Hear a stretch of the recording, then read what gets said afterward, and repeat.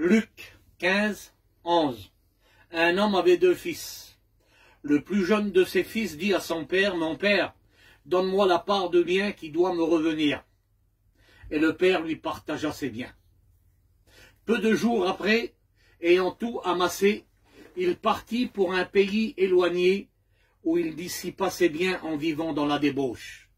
Quand il eut tout dépensé, une grande famine survint dans le pays. Il alla se mettre au service d'un des habitants du pays, qui l'envoya dans les champs pour garder les pourceaux. Il aurait bien voulu se rassasier des carouges que mangeaient les pourceaux, mais personne ne lui en donnait. Ayant entré en lui-même, il se dit, combien d'ouvriers chez mon père ont du pain en abondance, et moi ici je meurs de faim. Je me leverai, dit-il. J'irai vers mon père, et je lui dirai, mon père, j'ai péché contre le ciel et contre toi. Je ne suis pas digne d'être appelé ton fils. Traite-moi comme l'un de tes ouvriers.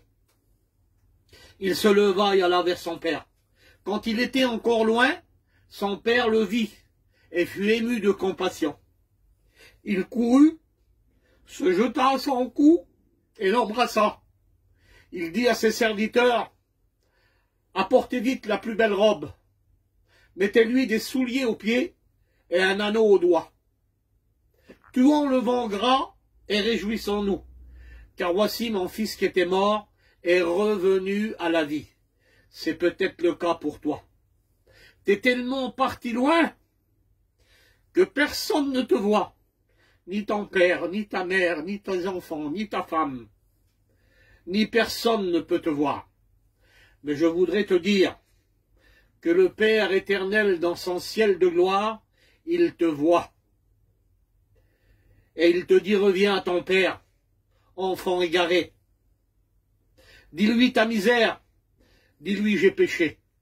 Toujours il pardonne à qui se repent.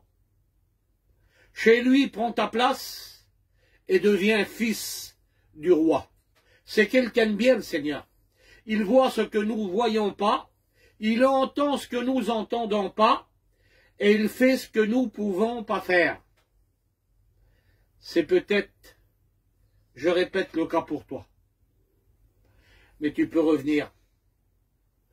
Il t'appelle. Le maître est ici et il te demande. Voilà.